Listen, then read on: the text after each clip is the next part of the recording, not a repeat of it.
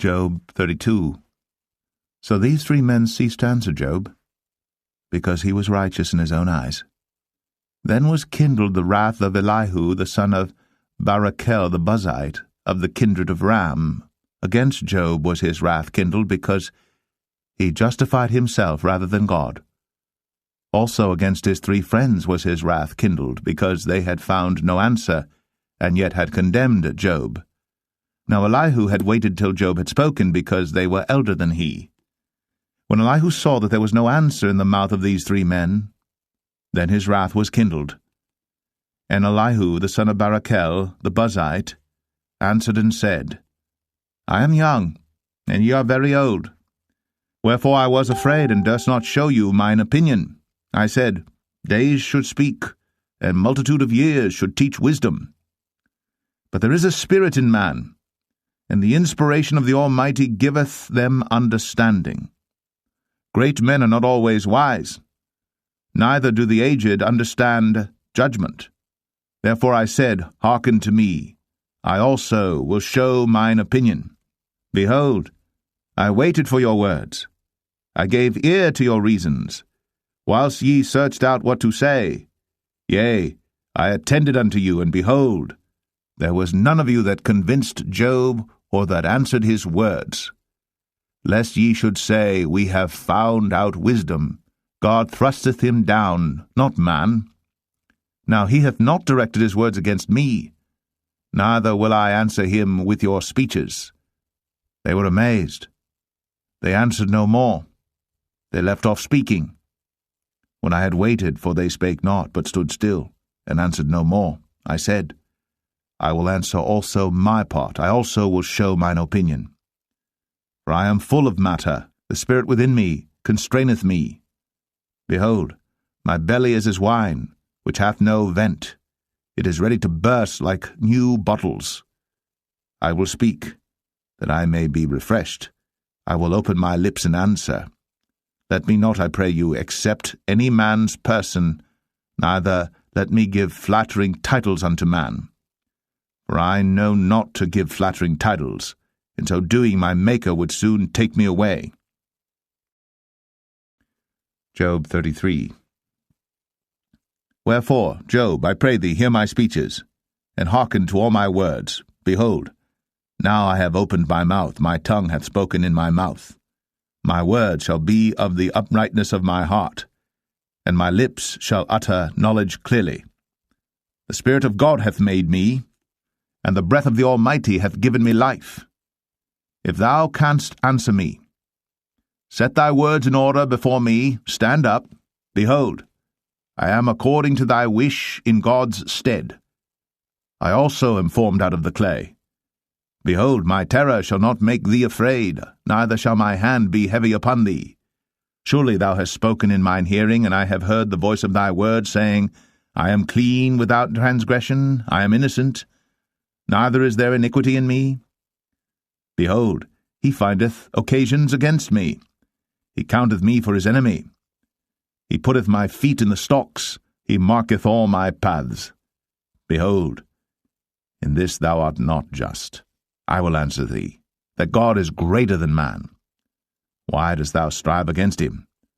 For he giveth not account of any of his matters. For God speaketh once, yea, twice, yet man perceiveth it not.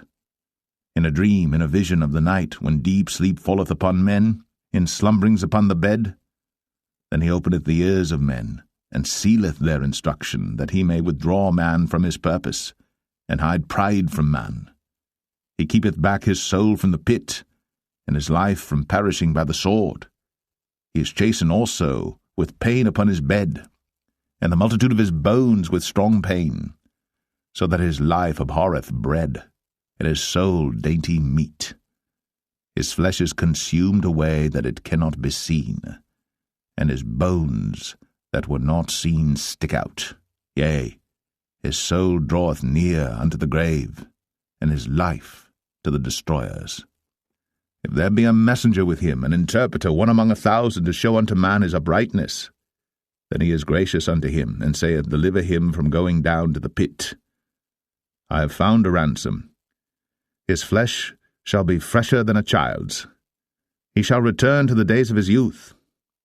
He shall pray unto God, and he will be favorable unto him. And he shall see his face with joy, for he will render unto man his righteousness. He looketh upon men, and if any say, I have sinned and perverted that which was right, and it profited me not, he will deliver his soul from going into the pit, and his life shall see the light. Lo, all these things worketh God oftentimes with man, to bring back his soul from the pit, to be enlightened with the light of the living. Mark well, O Job, hearken unto me, hold thy peace, and I will speak. If thou hast anything to say, answer me, speak, for I desire to justify thee. If not, hearken unto me, hold thy peace, and I shall teach thee wisdom. Job 34. Furthermore Elihu answered and said, Hear my words, O ye wise men, and give ear unto me, ye that have knowledge. For the ear trieth words, as the mouth tasteth meat.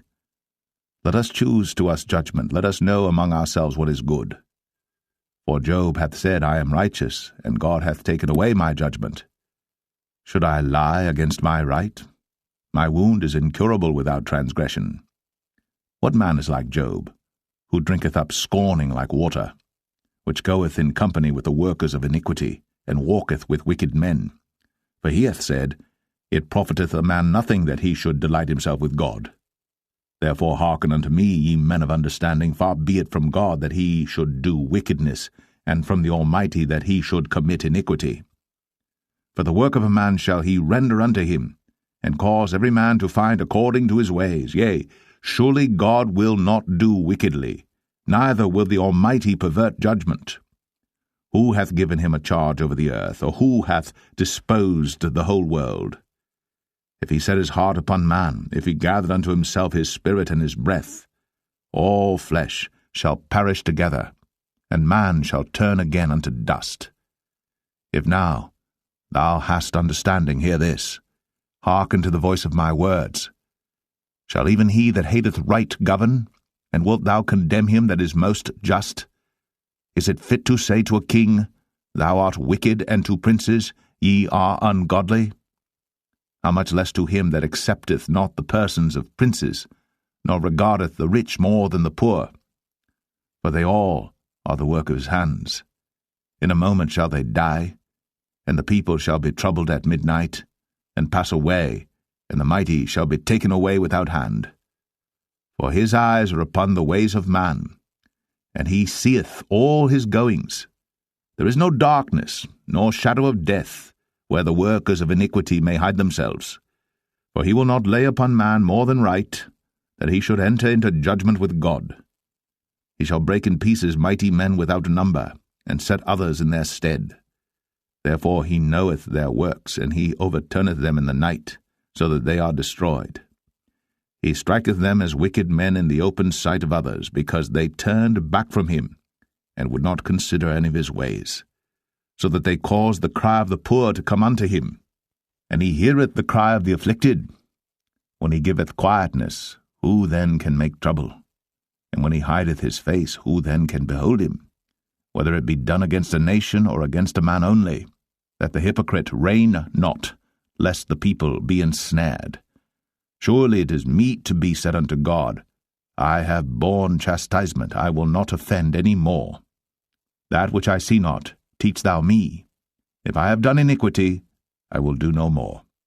Should it be according to thy mind, he will recompense it, whether thou refuse, or whether thou choose, and not I. Therefore speak what thou knowest. Let men of understanding tell me, and let a wise man hearken unto me. Job hath spoken without knowledge, and his words were without wisdom. My desire is that Job may be tried unto the end because of his answers for wicked men. For he addeth rebellion unto his sin. He clappeth his hands among us, and multiplied his words against God. Job 35. Elihu spake moreover and said, Thinkest thou this to be right, that thou saidst, My righteousness is more than God's? For For thou saidst, What advantage will it be unto thee? And what profit shall I have, if I be cleansed from my sin? I will answer thee, and thy companions with thee. Look unto the heavens, and see, and behold the clouds which are higher than thou. If thou sinnest, what doest thou against him? Or if thy transgressions be multiplied, what doest thou unto him? If thou be righteous, what givest thou him? Or what receiveth he of thine hand? Thy wickedness may hurt a man as thou art, and thy righteousness may profit the Son of Man. By reason of the multitude of oppressions they make the oppressed to cry. They cry out by reason of the arm of the mighty. But none saith, Where is God my Maker, who giveth songs in the night? Who teacheth us more than the beasts of the earth, and maketh us wiser than the fowls of heaven? There they cry, but none giveth answer, because of the pride of evil men. Surely God will not hear vanity, neither will the Almighty regard it. Although thou sayest thou shalt not see him, yet judgment is before him. Therefore trust thou in him. But now, because it is not so, he hath visited in his anger, yet he knoweth it not in great extremity. Therefore doth Job open his mouth in vain. He multiplieth words without knowledge. Job 36. Elihu also proceeded and said, Suffer me a little, and I will show thee that I have yet to speak on God's behalf. I will fetch my knowledge from afar, and will ascribe righteousness to my Maker. For truly my words shall not be false. He that is perfect in knowledge is with thee. Behold, God is mighty, and despiseth not any. He is mighty in strength and wisdom. He preserveth not the life of the wicked, but giveth right to the poor. He withdraweth not his eyes from the righteous. But with kings are they on the throne, yea, he doth establish them for ever, and they are exalted. And if they be bound in fetters, and be holden in cords of affliction, then he showeth them their work, and their transgressions that they have exceeded.